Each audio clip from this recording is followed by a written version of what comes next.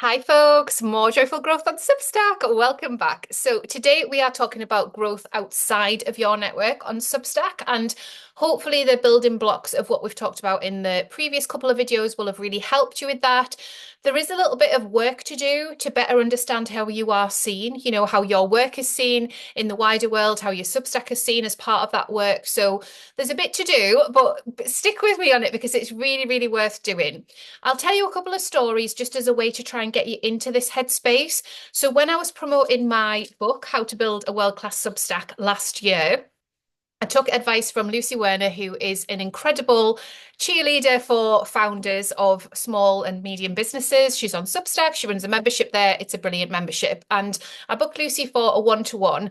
Now, I'd already built up my trust with Lucy. I trusted Lucy. I knew I just needed that laser-focused brain space around PR and the best use of my time. It was the summer holidays. I was going to be busy with the kids. There was a couple of things that I had that I was definitely going to do, but Lucy enabled me to see the bigger picture of the other stuff that would be worth my while doing to try and get this book out further in the world. So we were running a Kickstarter campaign for this book. So there was a time pressure of people being able to back the book. It's now out and you can buy it anywhere you get your books. But at the time, we wanted people to pledge on Kickstarter.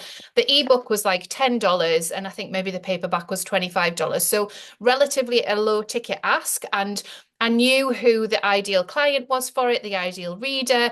I knew that I would get some support from my network, that my co-author Russell would get some support from his network as well. So it was really just about widening that pool of people that knew about it in the timeline. So I booked a variety of different things to do. So some of the stuff was speaking engagements, workshops, some of it was podcasting, some of it was guest posts. And every time I did that, I looked at who the readers were for that publication, if it was a Substack publication or if it was a guest workshop, the type of people that were coming over. And I wrote down the number of people that it could potentially reach maximum. So I was like really building up the picture of how many people I would be able to reach if I delivered all of those different speaking engagements. And then everything else that I was doing, obviously, I knew it was working inside of my network, and this was the stuff that I was going to do to get people outside of the network. So that's where it then came back to who am I in the world? Like, what's my authority to have written this book and why should people care about it? And also in that moment, just meeting them where they're at. So, for some of them, they'd never heard of Substack before. For others, they had heard of it, but they were confused by it. So it was a really great thing for me in the moment to hear from people, not just to go in and deliver, but to hear from people and then to adjust my messaging and my language, which, to be honest, that has a long-term impact because of the work that I do in the world. So it was really, really useful to do. Some of the things that were possible as part of that kind of showing up in other spaces take a little bit of time to filter down. So if you've ever done, a speaking gig, whether that's in person or online, if it's a big audience, you can sometimes feel like, wow, well, this will bring a lot of people over. My experience is it doesn't bring a whole load of people over straight away. There'll be a few keen beans that come into your space straight away, but for others, they'll keep coming. So especially if that is an evergreen piece of content. So what you can do is if you have guested for anybody or if you have appeared in anybody's space, you can try and find out, okay, well, where does this piece of content live? Does it have an evergreen life that is open access and free? Is it behind a paywall? When can I share it? And just make the most out of that piece of content. If it's a podcast or a guest post, then obviously you can reshare it and you can cross post on your Substack if it is another Substack post. So I really wanted to share about that. I think I might still have the numbers in the back of here. I was writing them all down in the back of here. They've maybe gone now. It's a whole load of time ago. As all sorts went on in that summer. Yeah, it's gone. But that is a really, really good thing to do, just to kind of get you into the space of like, how many people am I going to be able to reach if I do this work? And obviously, because we're talking about sustainable growth, we'd be thinking about over the course of the year, how many collaborations do I want to do? How many eyes are going to be in front of my work? How many people am I going to be able to connect with collectively? one of the first things that I did on Substack is I guested for somebody called Keris Fox, who writes the Ladybird Purse. Keris interviews women about money. So it's very general, as long as you are female identifying, I'm pretty sure that's what that is the criteria. You can go on Keris's blog and be interviewed about money and your relationship with money. I am a paid subscriber. I find it fascinating. I've never read one the same. They're all very, very different. And Keris has this really clever system where she will invite you back to speak again after it's been 2 years. So I've just had my invite to come back and speak. I also guested when I was doing something last summer because it was a really nice fit to kind of revisit what I'd written the first time round. It might have been around the book, I can't remember now because that was all quite fast paced. But I remember when I first pitched to Keris, I was really nervous. I didn't have a big online presence. I didn't have a big profile. I didn't have big numbers behind my name. I just said, hey, Keris, like, this is who I am in the world. This is what I like to write about. I'd love to write a guest blog for you on the topic of money. I feel like I've got lots to say. These are the reasons why. So when she accepted, I was absolutely over the moon. And I thought, actually, it would be really easy to just try and do guest posts for other people one a month every month while I'm growing my profile. Now, I don't tend to do that many now because I've grown my profile to a place where there's a lot of snowball effects going on for me. But I really like to be guesting for people where I know there's going to be a natural affinity of listener, reader connection there because it makes me feel more comfortable. It means that I know that I'm not having to work really hard to get people to understand what I'm about. I've done some shocking ones. I could tell you some stories, but it feels like it can be a really lovely thing. And actually, the questions that people ask, if you do allow for live questions, it gets you more clarity on what it is that you do and what it is that you offer in the world, whether that's within your Substack or within your business. So I've also guested for Susie Walker over on Heartleap. Susie runs an amazing community. Massive shout out to Susie. So Susie is one of like my all-time favorite people to work with. She is so adorable. We met in person. She used to be editor for Psychologies, and I was like, you've got to get on Substack. And she was like, well, I'm a bit busy. I'm not sure about blogging. And I had the whole thing to do that we all do, where I'm like, no, you don't understand. This is a. Anyway, it took Susie a fair few months, and then she was like, okay, I'm ready. Like, I want to book a one-to-one with you. And she's been flying on Substack. She runs a gorgeous community. We meet to write twice a week. Tuesdays and Thursdays, and then she also has masterclasses with industry experts in the publishing areas of the sector. So that's really brilliant too. So when I guested for Susie, she wanted me to come in as a Substack expert. And so the first time I guested, I remember when she called me a Substack expert, and I was like, I've never been called an expert in anything. Like the whole thing about being a multi-passionate creative is that you're creative, right? So you get called a creative. So to be called an expert was magical because it was like, oh no, actually I am. Like I know everything there is to know. I can talk about Substack. I can help people with that. And it was a really, really beautiful fit and connect with her community that were very curious about writing on Substack and expressing their voice and coming to some long form writing. So that was beautiful. I then guested for Susie again. And we did a little bit of both. So it was a little bit of Substack expertise, but I was also promoting my retreat, which is coming up in May this year with Ease Retreat. So that was really nice because I felt like that would be a really nice fit for people coming into that retreat space. It would just be a really easy thing to say to them that I was doing in the world. It wouldn't feel like a hard sell. I've done some beginners classes where people have invited me in to speak to like their members about Substack.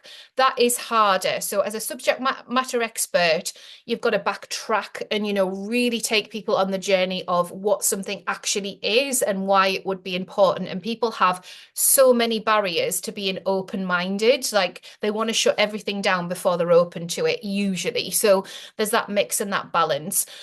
Some of the work that I've done like that has gone into people's membership communities, people still will come over to mine and pay straight away and say, I heard you speak on X, person's community, and I wanted to become a paid subscriber. And I love that. I just think that is so beautiful because in terms of sustainability, I've done it once. I try to make it as evergreen as possible, and then people know me for that.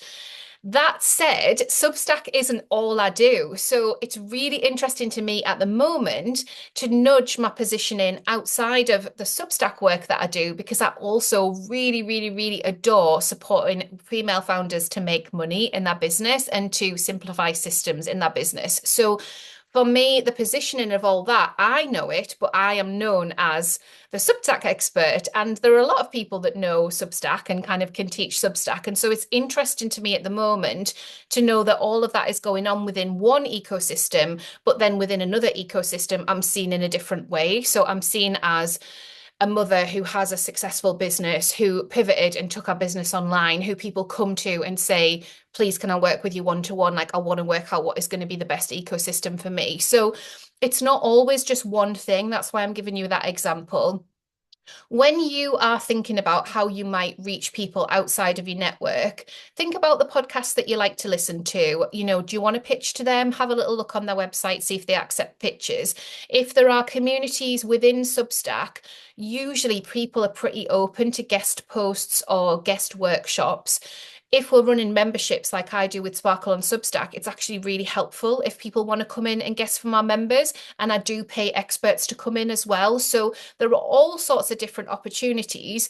People aren't going to come to you necessarily unless they understand you as a subject matter expert. And that might be not, that might not be your thing right now. Last night I caught part of a live between Joe from Happy Yoga for Tired People on Substack, Joe Hutton, and Annie McManus, and it was just absolutely amazing. Like, I caught the beginning where Joe was really excited to be there, and then a little bit of the end.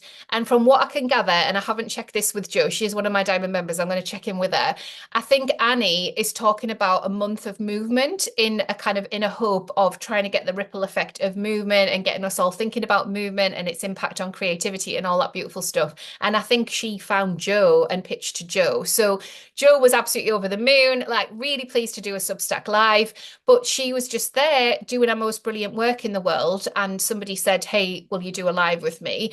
I think that is more often than not the way that it can happen. So I love doing a Substack live, but sometimes it's like, oh, it's another thing to do. So unless it comes out naturally and someone says, oh, I'd really like to do a live with you, I don't always say, to my community, oh, anyone fancy a live this week? I might do, but sometimes if you present things to people, put them in front of people, then they might be really open to guesting with you. Don't all flood my inbox with guest pictures because I'll be overwhelmed. But I'm so excited for you to try this stuff. Like, genuinely, it's so nice. In the scheme of joyful, sustainable growth, write your little list of the podcasts that you like to listen to, any you might like to pitch to.